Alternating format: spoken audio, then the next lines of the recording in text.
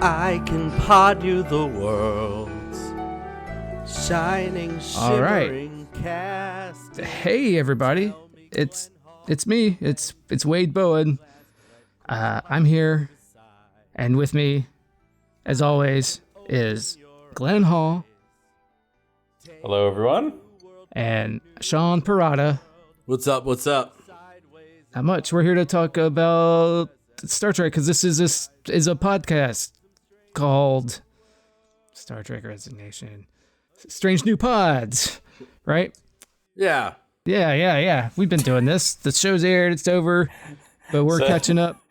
We're talking about Star Trek. No, I said with the confidence that only professionals can provide. Yeah, that's right. Yeah, take this shit seriously, man. I'm here to a week or two later. Yeah.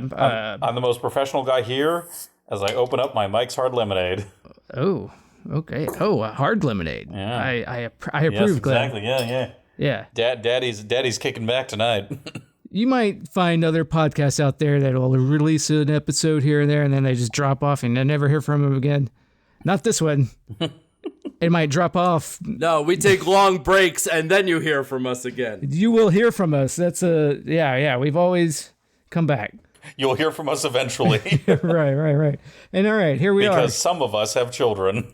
Yes, but we all have nothing better to do but talk about what is Starfleet? Is that the first one?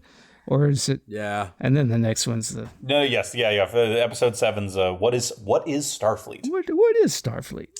I want to go back real quick, and I just want to say I had a Mike's Soft Lemonade the other night. You guys can go on and use your imaginations. Carry on. That's just regular lemonade. Oh yeah, that's what I yeah. Okay. I'm just there's not like a piss reference here that we're missing out on. It's just lemonade, right? Well, that's from a guy named Mike. Kind of. That's what I was. No, it was piss. It was piss from a flaccid cock belonging to a man named Mike. Yes. Okay. All right. Well, yeah, Mike's Soft Lemonade. Oh, okay. Well, I'm glad we got to the bottom of that. No. Thank goodness.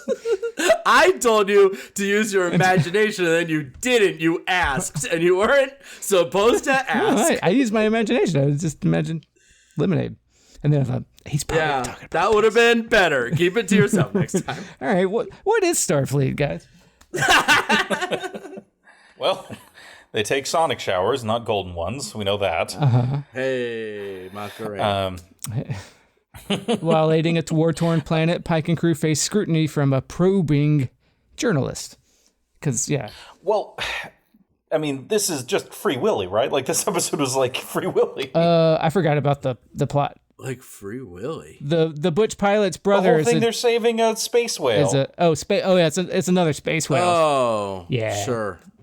Like, there's so many space... Really, I think they're saving a space butterfly. Oh, right. I mean, yes, it's not literally a whale, but... I was watching this with my wife, and I was like, oh, it's another space whale.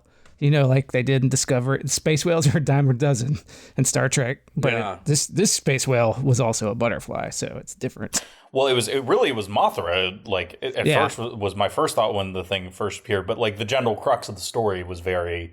I said Free Willy. Really, it's to an extent, it's the South Park episode... version, which is like they send the whale to space because I think is it like people pranking them into thinking that? Whatever. I didn't see that one. Point is, it ends with a dead whale in space. Yeah, space it's really, whales.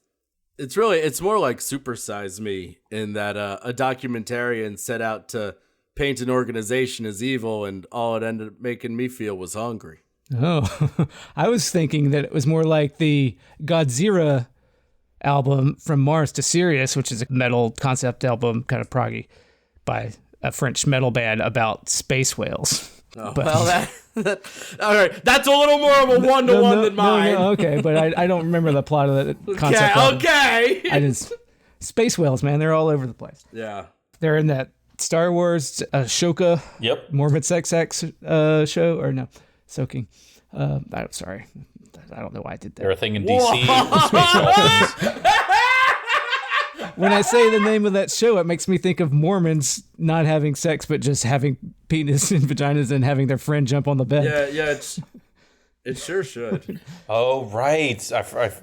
I only first learned about that from that Jury Duty show of all Jury places. Duty? Oh, man, soaking. I've been obsessed with soaking for a long time. But It's only sex if you move. if you move. They call it the all in and out for a reason. If you just sit there still and your friends jump on the bed. Yeah. Well, and in the Jury Duty show, it's James Marsden who's doing the jumping. Like, it's... Oh, wow. Well, really, like, the true magic of Jury Duty is that the guy, like, left the room and they still did it to just, like, get it on video. Right. It wasn't even for the guy's benefit. Right, it was only... Which is so funny. I never... Is this a Pauly Shore movie, Jury Duty? What? Did he do it? No. That sounds familiar. That could be right. It's not that, though, right? I don't know. No, we're talking about the show. You didn't watch Jury Duty? I didn't watch Jury Duty. It was like an Amazon show where they basically one guy. Yeah, I was like, the Pauly Shore movie is way too old for soaking to have been a thing. But why am I? Man, I regret bringing up soaking. I guess it's space whales, guys. It's Glenn has to tell you what Jury Duty is. Just let him do it, and then we can move on. Oh God. Okay. No, it's too late. It's too late. It's the moment past. Talk about the space whales, Wade. All right, you should watch it, Wade. It's good. Okay, it's better than that Pauly Shore piece of shit, right? I'm sure that's true, yeah. It almost certainly. Space whales. There's a space whale, and it's being made into a weapon, and then it blows some shit up. But more importantly, there's a documentary that they're making at the same time way more importantly. That asks the question, what is Starfleet? Well, so that guy's just mad that his sister got hurt once? Yeah, that seems to be the crux of it. That's way too flimsy. Right? It comes in like he's a lefty online poster who's like shit talking things. Yeah. But then they make it the crux of it that he's just mad that his sister is not around anymore and she got hurt. Which is kind of deflating a little bit. Well, she's not even dead, right? Right. Like, it should be a real, politically... But she's not hanging out with me. I wanted her to be at home with me. Right. It's like, all right, guys, come on. Are they trying to make us... Yeah, that's insane. It's all these little, all these online lefties, man. They try to be all self-righteous, but it's just because they're mad that their mommy's not home or something. I guess that's what they're trying to do with... I guess. I don't know. But after, because he comes in and he's like busting their balls, like, good for him. And then but it's like, because I miss my sister. It's like, all right, guys, come on. It's like, oh, you're a fucking coward. All right, cool. But before then, I mean, other than that, I liked what they were doing when he was. Me too. Yeah. I'm sure there's a time-honored tradition of, questioning Starfleet, questioning its motives and its veracity and its, justifications for everything. So but to me, this felt, after just Discovery, God just filleting Starfleet at every opportunity. Mm-hmm. The whole concept of Discovery was how great the concept of Starfleet is. Right.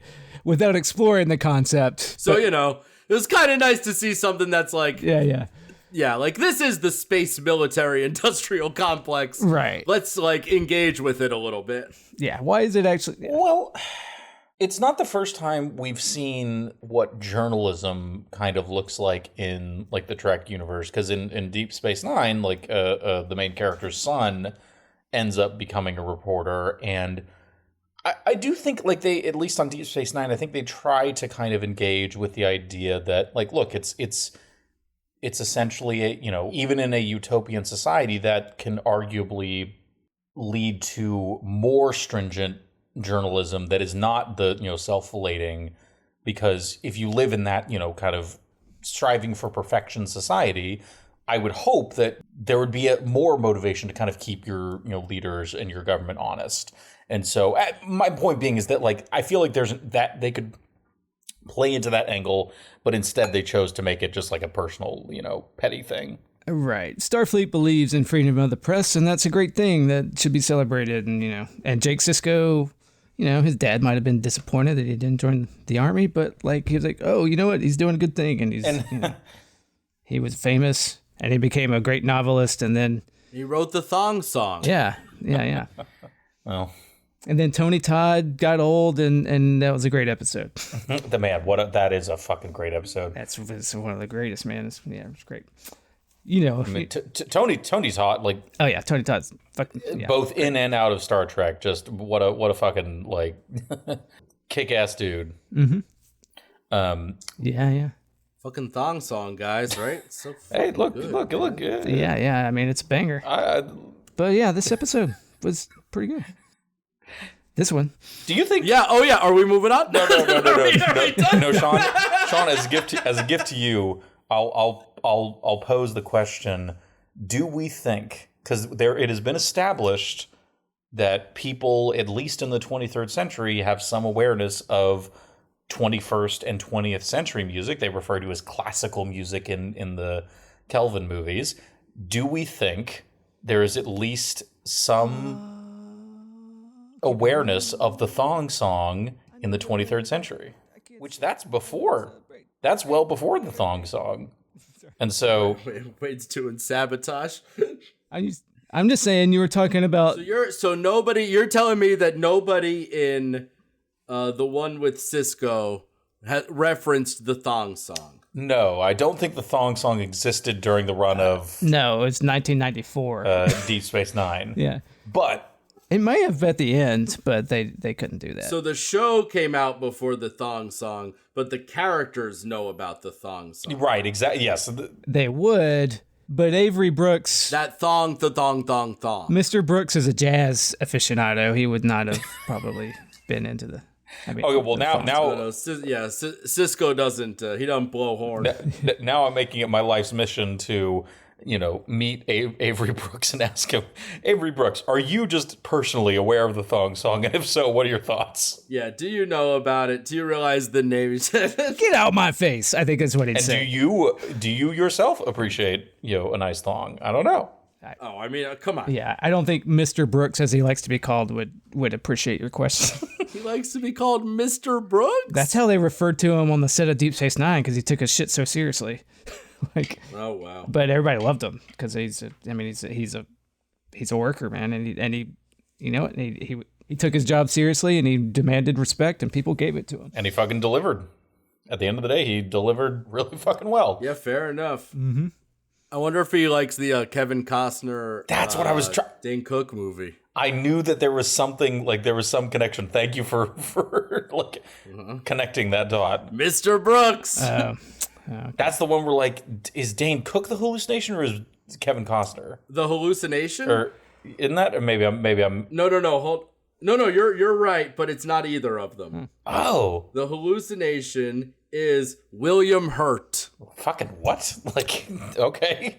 Kevin Costner is a serial killer. He gets Dane Cook to be a serial killer, and Kevin Costner hallucinates William Hurt. So it's like Dexter. I've actually never watched Dexter. Dexter, he doesn't. Did you know this episode was filmed? Kevin Costner doesn't kill good people. Yeah. He kills, or he doesn't kill bad people. I mean, he kills he kills whoever. Right. Did you know that this episode was filmed in 16:9 aspect ratio instead of your series usual 2:3:9 30 the regular format? Oh, and I do want to. Do you have any insight into why that was? I think because he's shooting a documentary, and so they shot it like a 16:9 film. Oh, do you have any insight into why I asked such a stupid fucking question? Now I've learned Because I'm not really paying attention. Yeah. So to be clear. I did actually want to talk about this too, because I feel like there's a whole cottage industry of documentary episodes of narrative TV, and I'm always interested in how well do they mimic the look of the type of documentary that they want to do. And in this case, I don't know, it did look like your classic Netflix pump out 50 of these a year on a range of really narrow subject shit, like the Firefest stuff and all that. But based on true crime podcasts. Yeah, there you go. That's a much more succinct way of putting it. Thank you. I got you, bud. But it also looked like it was from the future, right? Because he had drone cameras and his drones could fly. Mm-hmm. And in the end, you learned that, I was giving these guys shit because I miss my sister so much. But turns out that they're really good people. And Starfleet's A-okay with me because they saved that space butterfly and let it die. They encouraged that space butterfly to throw itself into the sun. Yeah. They flew it into the sun. That's what it wanted, man. It was a weapon. It didn't want to set a live. course for the sun. And that's... I was really tickled by that. Well, we all remember that scene in Free Willy where no, I can't even finish that thought. But it does. It is a kind of I don't know. Look, we've talked about this many times before. Like, a lot of the best kinds of Star Trek are, essentially morality plays. Okay, in a world where almost anything's possible via technology, like, how do you navigate these things? And I didn't find this episode particularly compelling on those grounds, but I'm interested to hear what y'all think. I like this one. I like that they did the military industrial beast that is Starfleet. Right. I think Yeah. And I like when they ask questions about it, and of course everybody at Starfleet is Pollyannish and everybody's great, but that's what I love about Star Trek. It's like, yeah, it's in a fantasy world where where they are actually all doing the right thing, and the mores and ideals they uphold all reflect that. And again, I like the idea that, like, in that world, the standards are even higher, especially compared to fucking today. But, like, the idea that, like, journalists would be like, yeah, even, like, minor improprieties or anything, approaching, like, a military industrial complex, like, we want to make sure that, like, we're holding people's feet to the fire and holding them accountable. And again, like, on those grounds too, again, I feel like this didn't really stick the landing on that. Like, I didn't dislike this episode. I just feel like, it's a good thing it was shorter than a normal episode, because I feel like it probably would have worn out its welcome pretty quickly. Yeah, I think it's what we talked about. I think it would have hit harder if there was a better justification. Yeah. I really do think it just being sort of a personal qualm, I don't know, it doesn't work as well for me. And then everybody's just like, oh, you big silly, let's eat some meat and go on a date. It's like, all right, well, he was kind of an asshole, like, for the wrong reasons, Yeah. Like, right. He asked the right question, but like, I don't know, really, like, caused no real introspection because he was just being a whiny little baby. Yeah, no, you're absolutely right. Yeah. Like, it's, again, it's like, I guess. So B minus. Yeah, B minus. Yeah, because it ultimately, I mean, Starfleet is good, and to watch a lot of Star Trek, you have to believe that Starfleet is good. But there's room to sort of question. It's a similar thing you see in, like, a lot of superhero comics where, like, you have a story where your Spider-Mans, your Batmans, or whatever. There's always every now and then, like, stories, like, really trying to interrogate the kind of morality of something that the characters are doing, but there's a lot of friction between that and the kind of the mandate of these characters that, like, well, look, at the end of the day, you can't have these for both business and story reasons, you can't have these characters really cross those lines. You kind of have to keep them clean at the end of the day. And so I think there is a storytelling challenge in having, something that kind of, by default, is supposed to be pretty unimpeachable. And it's easier with Starfleet, of course, because, like, Section 31, perfect example of, like, something you can introduce to.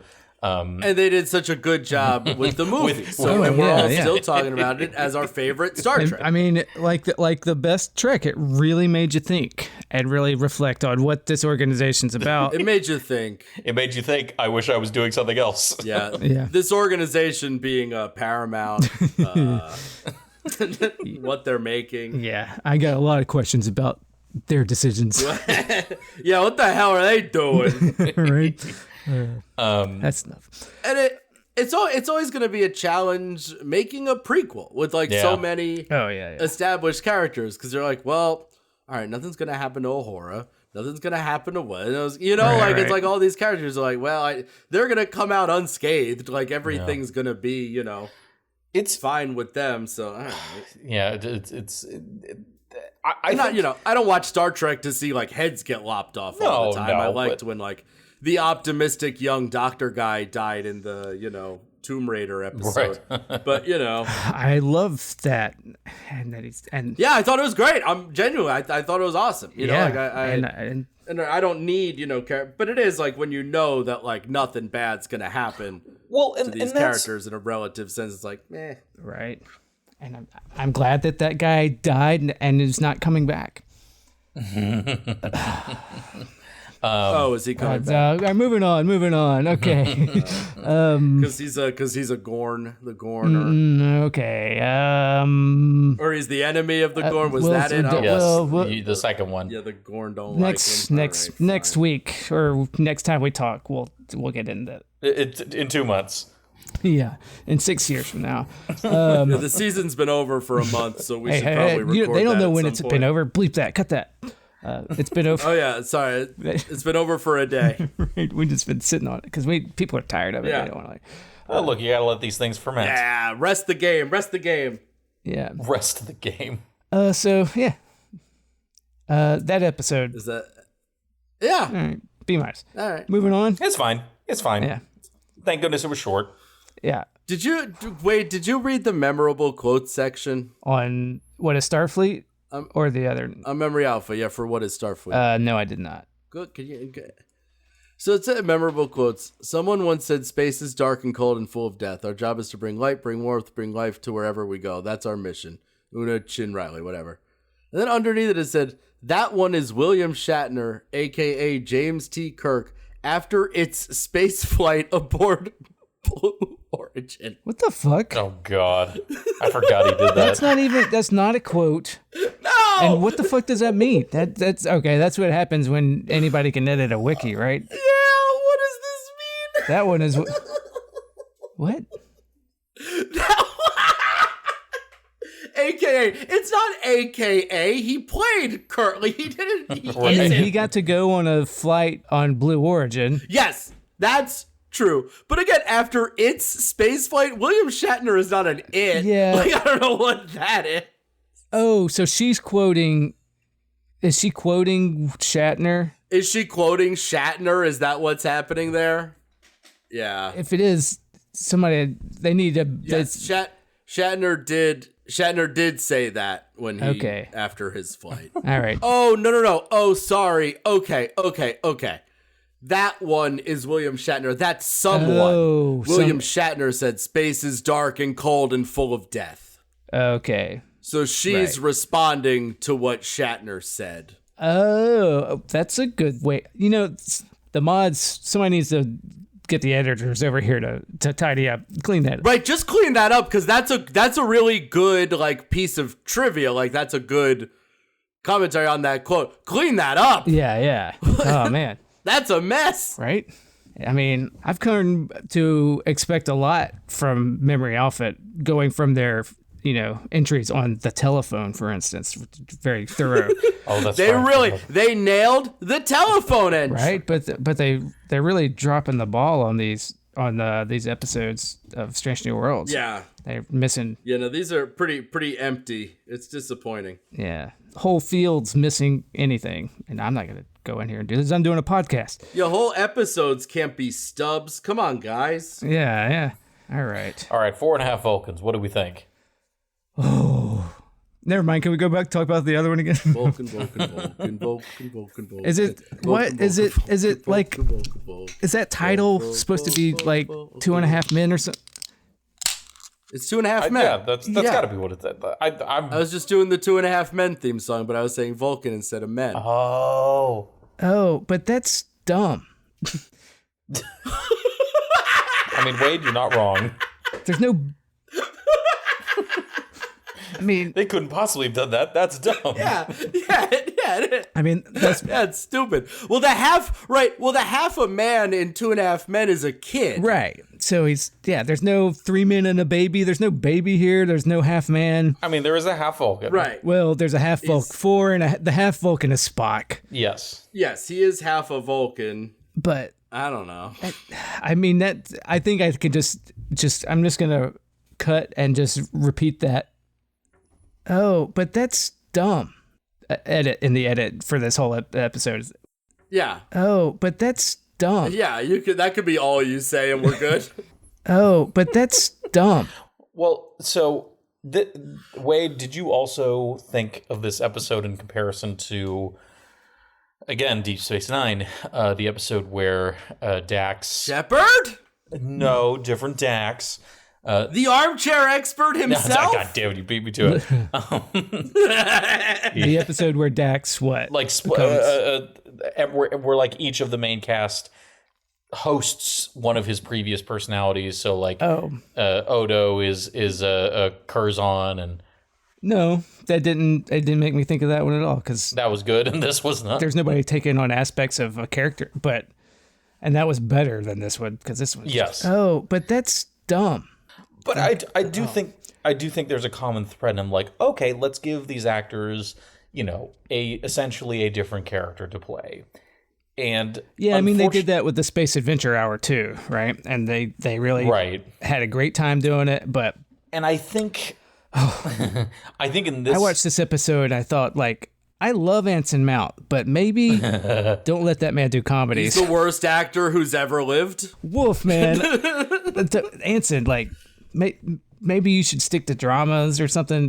You can don't you, when you're making this, don't you see him say one line and you say, we gotta rewrite it, like somebody else gets made a Vulcan? Like, he can't do it. It's so bad. And then they have him redo the the final for like they did the voiceover on the credits. I skipped God, that. ugh. And it's like, maybe you should take another take at this, man. Which is fun if he's good at it. But yeah. Did he just do this in his closet once and said, that's a wrap, it's perfect, and send it off? Totally. And they were like, oh man, we're on a deadline. We just run it. Totally. Because 100%.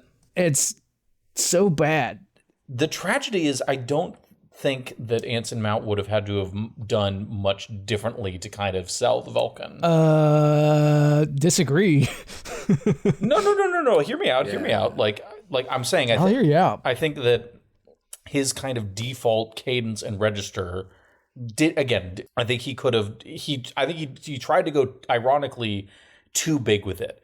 Because to my ears, it felt like he was trying to do the kind of like, classic 50s alien voice, like, oh, we are here to, blah, blah, blah, like kind of his version of that. He's doing the quintessential I'm a nerd voice or whatever. Like, yeah, exactly. Yeah. That's it. It reminded me of the audiobook for The Brief and Wondrous Life of Oscar Wilde. Oh, boy. For some reason, that's one of my bugaboos, that I tried listening to that audiobook, and it was like an MFA student who learned to do a Dominican that's so funny. accent or whatever. Yeah. And it's like, it's like this, and he's like, but this is my nerdy voice, and it's all like, I just unlistenable.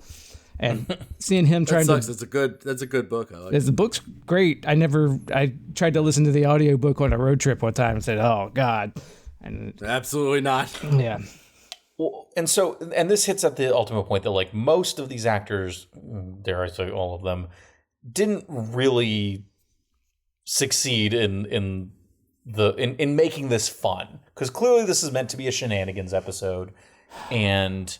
yeah, and part of this is the challenge of like playing Vulcans who are supposed to be kind of monotonous and obviously like thin on the emotion. Well, all right. This is where we can get into the pedantry and tediousness that Sean really loves from the both of us. Yeah, I'm gonna take a nap, guys. See you later. Let me know when I can talk about Patton. Oh, Patton's B plot was the one thing I actually liked about this episode. I agree. That was the whole episode should have been about that. Yeah, but we'll get to that. Now let me just talk about how bad this shit was. Like, turned him it's because they turned Spock into a full human in that one episode, and now they're playing around with it, and this is like the sequel to that episode. And said that was fun. I didn't like that one. Yeah. Why don't we do that with a bunch of them and make them Vulcan? Okay, and then they get to ham it up and do horrible accents and suck. But like. The whole thing is that they get turned biologically into Vulcans, right? Yes. And then now that they're suddenly biologically Vulcans, one, they all have stupid haircuts. What the fuck? Yeah, I know. The Anson Mounts was... That was, what the fuck was that? Yeah. Yeah, Why did it give them bad hair? Yeah, that's right. That's not a genetic trait of Vulcans, is they have stupid fucking haircuts. Come on.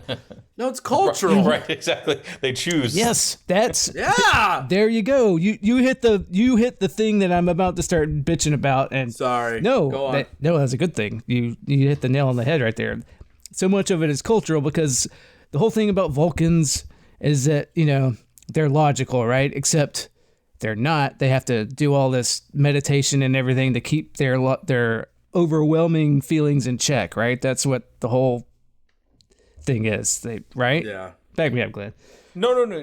Well, and I'll tell you a comparison point that comes to mind here is the Sarek episode in TNG where you see Picard temporarily take on all of Sarek's emotions, and that I think is the actual interesting element of like, right. What do you see in that case when a human is burdened with a Vulcan's, inner life? Right. And in this case, you see them writhe around for a second, and then they're completely fine. Right. Well, then also in that, but if I'm wrong, in the Sarek episode, doesn't he have like Vulcan Alzheimer's where he's starting to get overly emotional too? Yeah. He's essentially like broadcasting, which actually I really. So like the controls he has on it are breaking loose, but like part of that's because they've got mind powers and stuff, but part of it is they've done a lot of work to rely on all their logic and stuff, right, and bottle it up. Right.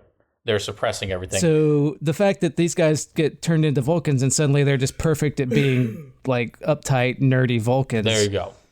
Is a problem. Well, almost as big a problem as his fucking haircuts and accents and everything else. Yeah. Bad. Which, and that's the thing. It's like, because again, the question of, okay, what would happen to you if you retained all of your memories, all of your knowledge, but your brain chemistry was completely different? Right. Like your psychology, like what you did with that information was completely, like that's a really interesting question.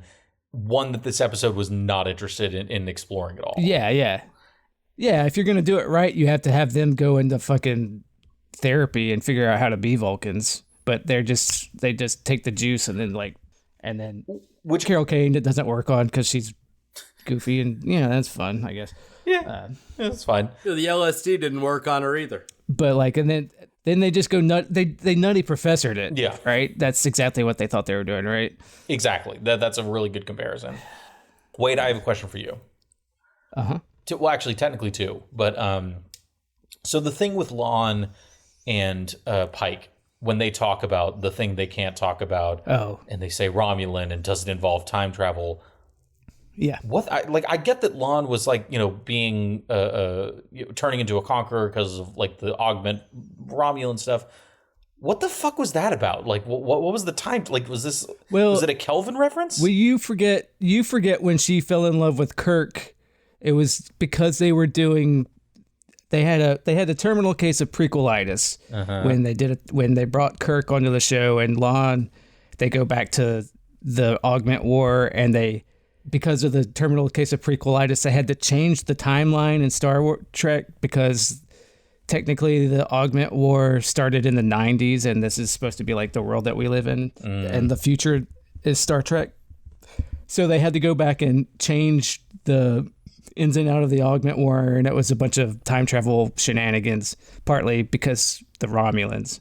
And so it's another part of the fucking prequelitis of the show, because Star Trek and Star Trek canon, nobody knew what Romulans looked like until Balance of Terror. Oh. Except the Vulcans knew, but then right, but they didn't share that. Kirk is the first one to see an actual Romulan. They had a whole war against the Romulans, but no one had ever seen one. Right, the whole thing in Balance. Yes, and so much of this show, they're like, oh, remember that thing in Star Trek that was the first time that happened? Well, on the record it was, but we have a secret, and that's what that shit was about. So wait, Pike, and then at some point Pike also knows.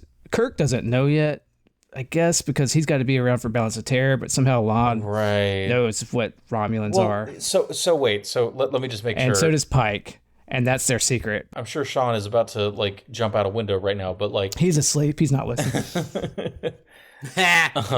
But talk away. I'm good. So you're saying that what her and Pike were talking about was that somehow alluding to her time travel shenanigans? Like, and then Yes, because of her time travel shenanigans and some shenanigans that he had, I don't remember. They both know what Romulans are, but they can't talk about it because it's like super top secret. Even that's fucking exhausting. yeah. Because you can't, no one can know what Romulans are until Balance of Terror, except these people do, but they can't. Right. Until not Sarah could. And that's, yeah, and she's got the Romulan gene, so that's why she's evil. And I got that part at least. But that's what they should all be like, because they're humans that don't have the power, that haven't done the work to be, good, like good, not evil, Right. like aliens. Okay, second question. So in La'an's like mind palace, where or I guess Katra, where her and Spock have the fucking ridiculous dance fight. Oh man, I forgot about it. I liked that. Wow, I'm shocked. Because it was bad. No, it was bad. It was terrible. It was so lame, but I thought it was a lame, dorky, big swing. I mean, look, you can make an argument that it's like the Spider-Man 3 like dance sequence where it's just like, you know what? Oh, everybody's favorite Spider-Man. Hey, look, there are people that like, I'm not one of them, but like there's people that like stand by. That's a reclamation Yes, project absolutely. right there. Yeah, that's like people who love the prequels. I don't trust them. No, that's the other big reclamation project. Yeah. But anyway, so she was in the Cetacean Ops room, right? Oh, she was. Yes. I love that. Cetacean Ops, I believe even it would never showed up, but it like on the official diagrams of the ship, I think even the original Enterprise had a Cetacean Ops. Well, they just never actually did anything with it on the show. Because she's in the same room that she's with Kirk and Scotty in. So I missed this, and I obviously was too lazy to go back and rewind. But like, were there whales? Was it Cetacean Ops in the real world too, or is that somehow just a cute reference in the Mind Palace? I think it's in the real world. I think interesting. I might go back and because that's very the fun. Enterprise does have a cetacean. Even the NX-01 or whatever, I believe, has a Cetacean Ops. They just never deal with it. I mean, anything that but builds. I love fucking Cetacean Ops. So I mean, I think we all do. I think we're all extremely pro Cetacean Ops. Huge fan right here. You remember the whales from Lower Decks, right? Oh, we're still talking about fucking whales? Oh, yeah, different space whales. There was the episode where the whales were in, like, the Starfleet uniforms. And those are the best whales in all of Star Trek. The best characters. Even the Star Treks I like leave my brain the second the podcast is enough. You remember those whales? They're just horny and want to party? Those guys, they're the best. Oh, I like those whales. I know you do, yeah. So this episode has at least one reference to the Enterprise having a similar setup. All right, that's good. Yeah, that I like that, and I like the B plot. I like Patton as a Vulcan. Yes, he's like the one person that knows how to do a fucking Vulcan in the show. Well, who's surprised that he does it right? Right, and I'm including you, fucking Spock. Ethan Peck. Oh well, yeah. Yeah, Ethan Peck. All right, but I don't know, man. It was goofy as hell, like the whole premise. Well, it's got to be like, isn't it funny that she wants to fuck like a fat little guy named Doug? I mean, it's like, don't do that. Like, we don't have to do that. Do we really? I did like the run of like, you might know my cousin Sarah and my cousin Pete. Like, yeah, right. What's his name? Like Doug. It's Doug. It's like his name is Doug. Yes. Yeah. Doug the Vulcan. It's so dumb. I loved it. And it's so dumb. I liked it all. Yeah. And he was good at doing the Vulcan. He absolutely the Vulcan that wants to be human. And he was like, I don't know. Maybe I'm just like want to love him, I guess. But like he had the most Nimoy-esque Vulcan that I've seen on this show in a long time. Because like Nimoy could do Spock and be funny and goofy, funny Vulcan stuff, and it worked with a little bit of seriousness, but it's still pretty goofy. Right. And I felt like Patton got that better than. Well, why does everybody think that being a Vulcan means being a robot? Exactly, that's the problem. Yeah, it's not. Like, it's not. Why is nobody telling anybody that? And why is nobody going back and watching Nimoy? He's not robotic. He's logical. Right. Like, Right. this isn't. And He is a little bit like, like shallower. His performance is a little bit, like less, but it's not subtle. robotic. He uses intonation. I right? think He's that's very arch. It's crazy. Yeah. that's the crux of it there, Sean, is that there's subtlety to it that I think a lot of people don't really like. Look, I credit Zachary Quinto. I like he did it differently than Nimoy, but I think he got that. Like, look, there's a subtlety to this that you can navigate and capture both the suppressed emotion and the kind of dry wit of Spock. Mm-hmm. Yeah, I know. I'm not the guy to decide. I don't think Quinto was bad. I thought he was pretty good. No, I think he was fine. He's no Nimoy, but he's better than Peck. No, well, nobody. Right. And of course. But like, yeah. I mean, I thought Patton did it pretty good. Patton's great. I liked him. I liked Patton a lot. Yeah. To be clear, right? My only issue is the trope. That's all. Yeah. Yeah. I liked him and the performance absolutely. Well, and did you watch it? Did you stay after the credits? I did. Yeah. Oh no, I missed it. What happens? funny. What It's happens at cute. the end of the credits? Oh, they do. It was Spock's promised teaching Patton about human culture. Oh shit! Oh fuck! I gotta go back and watch that.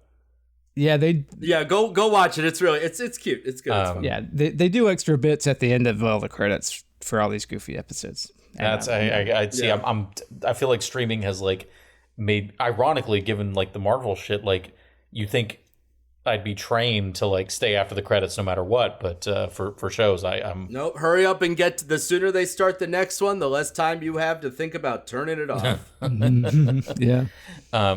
Which that's the most annoying is when these fucking streaming apps, like I've started rewatching King of the Hill, and like in the first season there are like mid and post credit bits. Yeah. And because it's like, like you said, Sean, it's like just getting you to the next episode. Nope, moving on. Yep. And it sometimes I want to watch the next episode on bit at the end of Dan or whatever, or an anime. Yeah, and they fucking it's hard to do if you want know to. it's Dan to Dan. I don't, but let them be snarky. They come for the snark, Glenn. Fair They enough. like the snark. it's a lot of dance. But yeah, I mean that's a great. But like, yeah, It's a lot of a lot of dad. dad. But and then it'll go back, and then you go back to try. No, and then you try to go back it and fast forward right up to the point, and then it jumps again. You're like, God damn it! And you scream and break the TV, and it's awful. I haven't broken the TV yet. The cats will do that. You're screaming, you're breaking the TV. Yeah, it's all true. It's all true. It's true. All of it. Oh boy. Something I just read on Even on the lies. the Wikipedia page is that the actress who plays Lon is in The Force Awakens, but she was deleted Oh. or cut from the movie, rather, not deleted. Hey, so did you know Anson Mount's favorite song is "Sabotage," and it was originally going to be used during the 4.5 Vulcans power walk down the corridor. Oh. Did they change their minds because it's so associated with the Kelvin ones? Probably, yeah. I don't have any more information, but they were going to do Their it. clothes were stupid too. I'm just gonna say that. Yep. Their hair Yeah. and clothes were very dumb. Now, Sean, there was a reference that But that's dumb. just like you knew the Gorn without realizing it was the Gorn from that famous clip of Shatner. Oh, I knew something else without realizing. What you got? So in that scene when they're all walking down the hall, Anson Mount is holding like what looks like an American Yeah, the big weapon. Yeah. So that is the same. It's like a Vulcan weapon. I'm sure Wade knows what it's called, but it's in the famous episode where Kirk and Spock fight to the death, which probably. Oh, a mock time. Yes. Thank you. I know exactly what it's called. I'm not gonna tell you, but I know is- exactly what it's called. Is that the Abraham Lincoln one? No, that's a different one. Oh, damn it. But It's the one where Spock wants to fuck, and it should have been the only one where he wants to fuck. well, it's the one with Vulcans go into heat every 7 years or Well, something. now there's a whole show where he wants to. Yeah, now it's all about him because he's half human. He can fuck whenever he wants instead of like Well, did they going into establish? heat every 7 years or whatever for his pond farm. Did they establish that this is the 7th year, and so he's in heat all year? They should. They don't.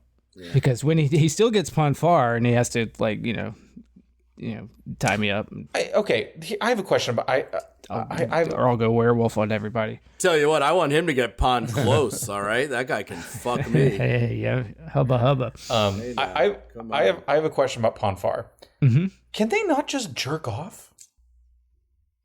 Vulcans are too smart for that. Yeah, what? I feel like jerking off is the logical solution. Well, I mean, they do that in Voyager, right? They send a Tuvok on the holodeck to jerk off to a hologram, right? I don't think it works. No, they send him to fuck a version of his wife. Exactly, on the holodeck. But I'm like, I mean, look. Yeah, to jerk off to it. Yeah. That's what I was talking about. He's like watching himself, so he's getting cucked by himself, fucking his own wife. Well, that's the ultimate cuck. Who cucks the cuckman? Yeah, right. I mean, and he's like, this isn't gonna. I don't remember that episode. He's like, so this is the best we got. Fuck your hologram wife, right? I mean, there's several. There's at least one other episode where what's her name, B'Elanna, I think, also goes through like Klingon heat and. Yeah. Well, that's different. That's violent. But anyway, point being, it's like at no point in Amok Time or the Tuvok episode does anyone's like, hey, just go to your room, crank it. Like, here's a link. Here's a link to Vulcan Pornhub. Like, have at it. Like, right. Which I guess that's really probably what the holodeck accomplishes. But like, right. Yeah, just crank it, man. You don't have to get into a fight to the death. I guess it's more complicated. There's pheromones and stuff that probably happen with Vulcans. Maybe, I don't know. When in doubt, blame pheromones. Okay, done. Anyway, but Spock referenced Khan in this episode. Oh, because La'an's from La'an, her ancestor is Khan, and so that's what he was saying, that because she's part augment, that's why she became evil. But in TOS Space Seed, Khan was not known by Spock and the Enterprise crew. Oh, right? Wow. Well, look at you referencing the OG lore. Look at you reading Memory Alpha. I'm sure like 10 episodes from now, fucking a coconut will fall on his head. They'll throw a line in to explain why they fucked that up. Yeah, he'll get hit in the head with a coconut. Yeah, and he'll be like, I remember everything except Lon's ancestor. Just wait. Oh, they do that next episode for some other thing, but we'll talk about that next time. Hell yeah, I love getting hit in the head with a coconut. Yeah. The whole idea is that like, because she has this, I guess, evil DNA in her, which kind of a problematic thing to say to her. Mm-hmm. But I guess this is when we get to the dance fight, which again, were goddamn ridiculous. Yep. I liked it. Well, the music. He had to dance to bring her back. Evidently so. That's her humanity is in dancing. And I mean, God, there's also the subplot of her being upset that he's keeping clothes in her drawers, and like, well, yeah, you guys are fucking. Oh, like, right. They did a fucking 90s sitcom gag, right? About it. He took a drawer. Yeah. Come on, man. Like, these are supposed to be evolved beings in a post-scarcity society. Fucking replicate a drawer, all right? Like, I'm not worried about it. Do we think Spock's good at fucking? He's very. Yeah, totally. He's very efficient about it. He's got a process. He's done the research. He knows what he's doing. Yeah. Yeah. It's the same every time, but goddamn, do you come? He's got a good method. He's got a good routine in place. Yeah. He's got a system, and he's figured out what works. I will. If you like get on top of him when he's not prepared for it, he goes soft immediately. He's just in his head. He can't. He's not ready for it. No. This isn't right. This is wrong. This is wrong. This is wrong. There's got to be like Vulcan mind meld shenanigans that they can pull during sex with consent, of course. Oh God, we have to talk about that too, right? We have to talk about Demolition Man now? No, don't. Is this the one where Kirk and Spock mind meld? No, that's later. Kirk and Spock don't mind meld in this one. That's another one. And then you're spoiling sorry. something that happens in a future. Sorry. I don't fucking care about Star Trek at all. Strike that from the record. no, let's talk about Now let's take a quick detour into Demolition Man. So Simon Phoenix, We can talk about that. is he the villain of our time? Is he really a villain, or was he programmed to be? No, he's a villain. He was a villain. Yeah, he wasn't programmed. He was just a crazy guy. Frozen. Yeah, he's very clear. He's very clearly a He's villain. like essentially the Joker, which like it's Man, I fucking love that movie, the real bad guy, he's like, I programmed you that you can't kill me. Oh. And he's like, shit, you're right. And then he just tells another guy to kill him. And he does.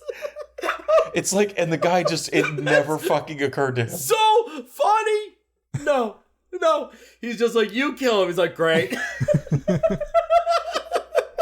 And it's God, fuck, that's am good. I right that Glenn Shaddix is like that guy's like right hand man or whatever? Yes. Yeah. But of course, my favorite part of Demolition Man is Dennis Leary just straight up stealing Bill Hicks's routine. Oh yeah. Yeah, bizarre. Truly, legitimately insane. Well, I mean Dennis Leary basically made his career doing that. So Yeah, exactly. This is an early and sign. he got really lucky that Bill Hicks died. Yeah, I guess so. Yeah, Jesus. I know it's a fucking bleak. it's Yeah, no, I mean, yeah, we're all sad when Bill Hicks died. Anyway, in Demolition Man, they fuck with like mind-linked headsets. yeah, like they do exactly what And Stallone says he wants to do it the old-fashioned way, and he says, the hunka chunka, right. Oh my god. Yeah. Yo, hunka chunka. which will just never leave my brain. Forgot about the hunka chunka. It's look, there's a lot of great stuff in Demolition Man. The 3 seashells, Yeah. fucking. Oh, Demolition Man's great. It's yeah. It's goofy. It's fun. It wasn't that weird period where Rob Schneider was in Sylvester Stallone movies. Yeah, right, exactly. If Sylvester Stallone, He's like third build in Judge Dredd. Yeah. which is crazy.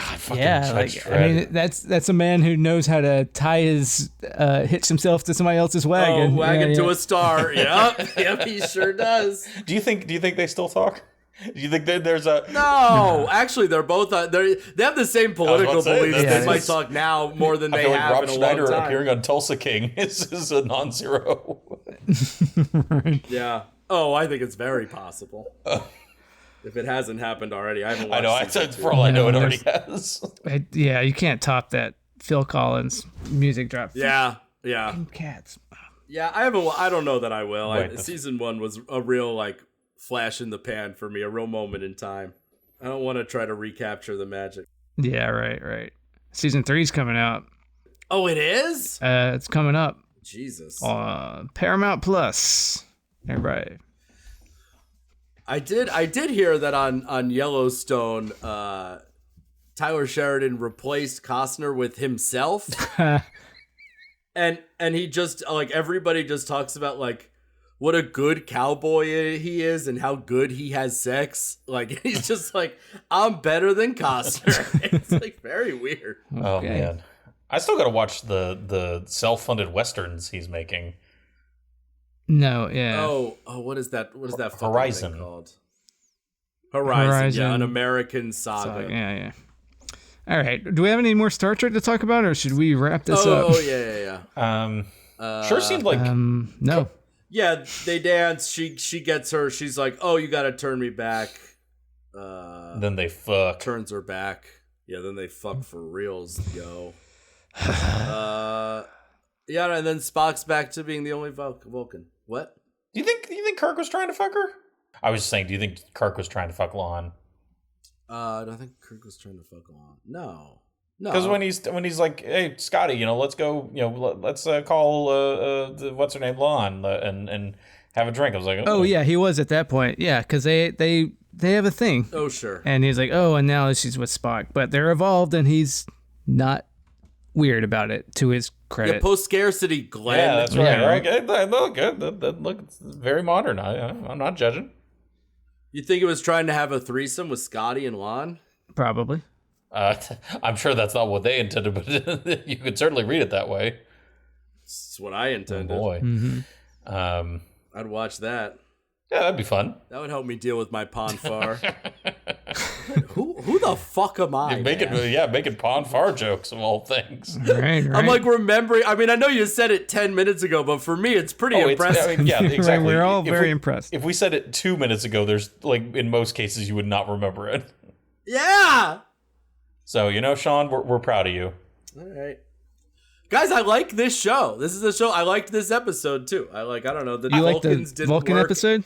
Oh man, I hate it. Yeah, it was stupid and bad, but I don't know. I had a fun time. I liked the stuff that I liked in it. I like the Patton stuff, and then I was so mad. I was like, even Joni gets sick of me, but she's like, that episode sucked. You're right. I mean, look, this is the nice thing about shenanigan episodes is, at least in my case, I give them, you get extra points for effort, and clearly, again, this was not a lazy effort. The effort sucked. They just give them dumb haircuts and make them talk funny. It's like, no, I agree. It was lazy. It was poorly executed. So I agree with you. Demerits. Yeah. So points. No but points. But it not without its moments. B plot. I give it a C plus. Give it a D minus. C plus. That's your right. That's what I give it. There you go. Oh, I wish I had a fart.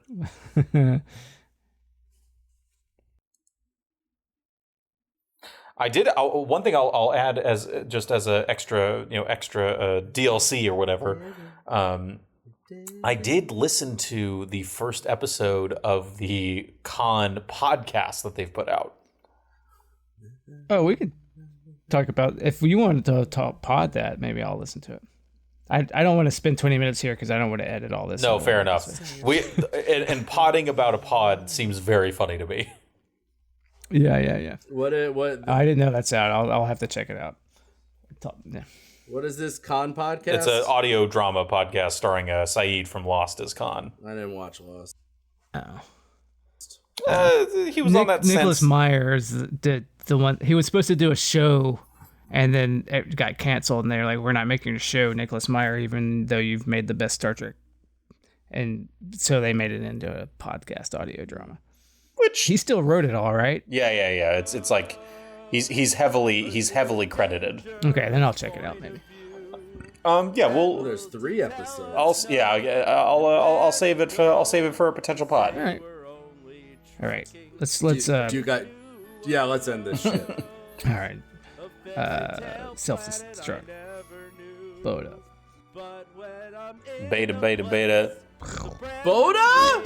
I said blow it up. I didn't feel like doing that. I also heard Boda. Yeah, boom. Boda D nuts. I'm a dude. He's a dude. Pretty okay fights. Bureaucratic Starfleet. I don't know. I'm so fucking tired. They probably take meetings. I don't know. I haven't watched A Strange New World. I want to close my eyes. Yeah, I'm not going to talk to you guys for another 10 minutes. No, that is. Sometimes do. I'm going to stop my recording. All right, yeah, that's fair. I've come so far, but not that far in terms of the speed of light. Every world is real strange. With new horizons. Every moment strange worldy. Spock needs his DNA without delay. Maybe I'll watch the Lower Decks crossover. A strange new world. A strange new world. That's what I'll watch. That's what I'll watch. Just what we pod. Just for the pod. For Glenn and Wade.